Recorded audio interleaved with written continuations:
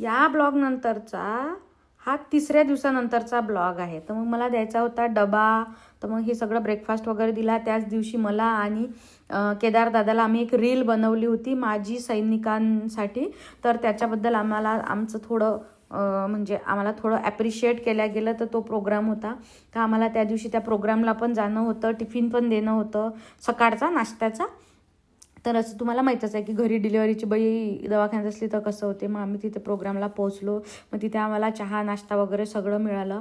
आणि असं प्रोग्रामचं आम्ही डेकोरेशन बघितलं, एक नंबर. हे म्हणजे लाईफमधला पहिलाच अनुभव होता की एकदम आम्हाला तर असं वाटत आहे की कोणता आम्हाला अवॉर्ड भेटत आहे आणि कोणता नाही. खूप छान त्यांनी म्हणजे गव्हर्नमेंटचे कामं म्हणजे गव्हर्नमेंटचे कामं असते, त्याला काही खेच नाही. मग केदार दादांनी काहीतरी आमचं चालू होतं, ते मला सांगत होते हे काय ते काय, ते कोण असं. मग हे आपल्या अमरावतीचे कलेक्टर साहेब श्री आशिष एरेकरजी हे चीफ गेस्ट होते तिथे. आणि यांच्या हातून आम्हाला अवॉर्ड मिळणार होता, म्हणजे सर्टिफिकेट आणि एक मानचिन्ह वगैरे. तर एकदम प्रोग्राम चालू झाला. पहिल्यांदाच आम्ही असा शासकीय प्रोग्रामचा मी तरी पहिल्यांदाच अनुभव घेत होती. केदार दादाला तर खूप अनुभव असतील. तर असं मग हे पूजन वगैरे झालं आणि सगळ्यांनी आपलं राष्ट्रगीत वगैरे असं सगळं. आणि एकदम छान फिलिंग होती, एकदम प्राऊड मुवमेंट होता.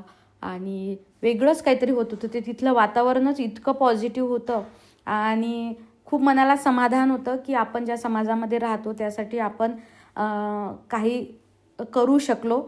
आणि पुढेही आमचा असा करण्याचा हे आहे जर आम्हाला चान्स मिळाला तर. आणि ते म्हणजे खूप छान फिलिंग होती, ते मी नाही सांगू शकत. आणि डोक्यात हेही चालू होतं की आज आमचा बेबी घरी येणार होता, तर तेही सगळं.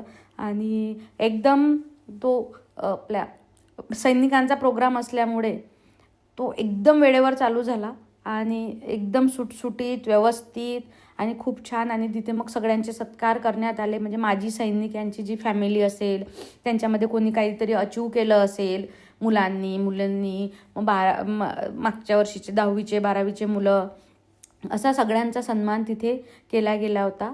आणि सैनिक कल्याण जिल्हा सैनिक कल्याण कार्यालयातर्फे हा प्रोग्राम घेण्यात आला होता. तर असं. आणि ह्या ज्या होत्या की ज्यांचे घरचे लोक शहीद झाले आहे त्यांचा पण तिथे सन्मान करण्यात आला होता.